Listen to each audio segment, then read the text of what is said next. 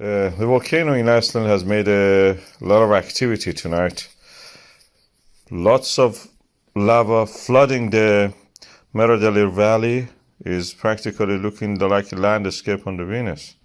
A viewer was telling that, probably sending messages that to the Venus that this is the future. I'm creating it.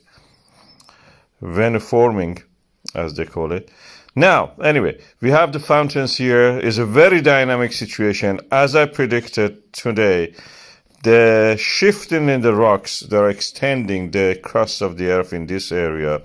And the earthquake says to us that this is going to happen.